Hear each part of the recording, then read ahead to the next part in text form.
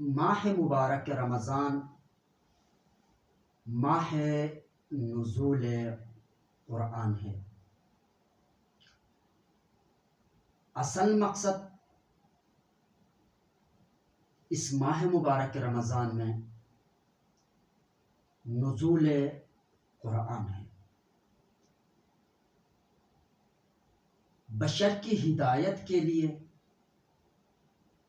لوگوں کی ہدایت کے لیے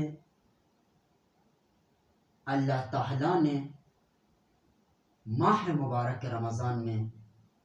قرآن نازل فرمایا، اور قرآن کا اصل ہدف بھی اس بشر کی ہدایت ہے۔ اگرچہ قرآن کے اس کے علاوہ بھی فوائد ہے، قرآن پڑھنے سے ثواب ہے، قرآن پڑھنے سے برکتیں نازل ہوتی ہیں، قرآن پڑھنے سے انسان کو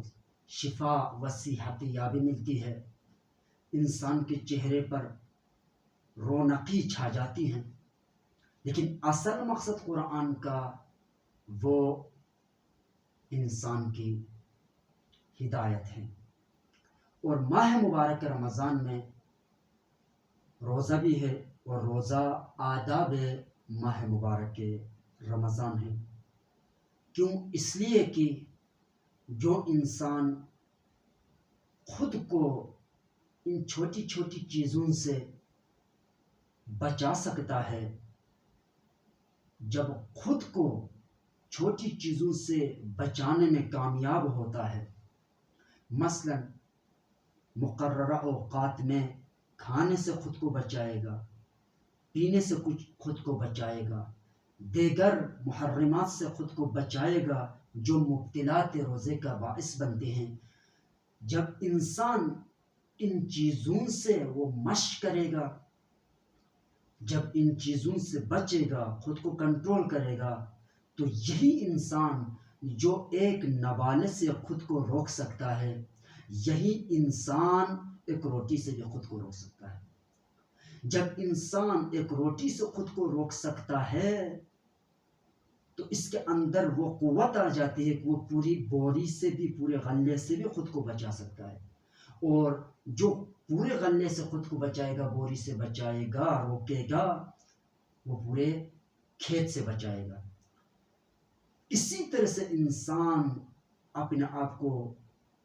عادی بنائے گا،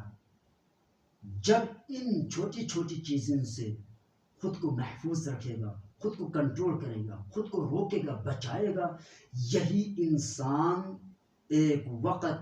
ایک ٹائم پہ اس مقام تک پہنچ سکتا ہے کہ وہ کسی بھی وقت اپنے نفس امارہ کو دبا سکتا ہے، اپنے نفس امارہ کو اپنے اختیار میں لے سکتا ہے، اپنے نفس امارہ کو اپنے ہاتھ میں، اپنے کنٹرول میں لے سکتا ہے، اپنے خواہشات کے اوپر قابو پا سکتا ہے، اور ہوا و ہوس کو وہ کنٹرول میں رکھ سکتا ہے، اور اس طرح سے وہ خود کو آگے بڑھا سکتا ہے کہ وہ جب انسان خود کو ان چیزوں سے بچائے گا تو وہ ایک ایسے منزل تک پہنچ سکتا ہے، ایک ایسے مقام تک جا پہنچتا ہے کہ وہ حدود الہی سے کبھی بھی اپنے آپ کو باہر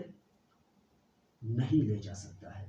حدود الہیہ، قانون الہیہ، آئین الہیہ سے اپنے آپ کو کبھی بھی باہر نہیں کرے گا، اور حدود الہیہ کے اندر زندگی بسر کرنا، قرآنی نظام، قرآنی قانون سسٹم کے تحت زندگی بسر کرنا، یہی انسان متقی بن جاتا ہے، یہی انسان پرہیزگار بن جاتا ہے۔ حدود الہیہ کے اندر زندگی بسر کرنا، خود کو ان حدود سے باہر نہ نکالنا، اللہ کے قانون، اللہ کا جو قانون ہے، اللہ کا جو نظام ہے، اس سسٹم کے اندر زندگی بسر کرنا، نظام الہی کے سائے زندگی بسر کرنا،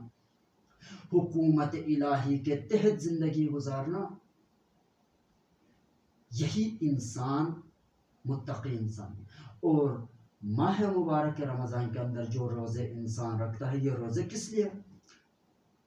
لعلکم تتقون، تاکہ انسان ان روزوں کے ذریعے سے متقی بن جائے گا، پرہیزگار بن جائے گا، آئین الہی کے اندر زندگی بسر کرے گا۔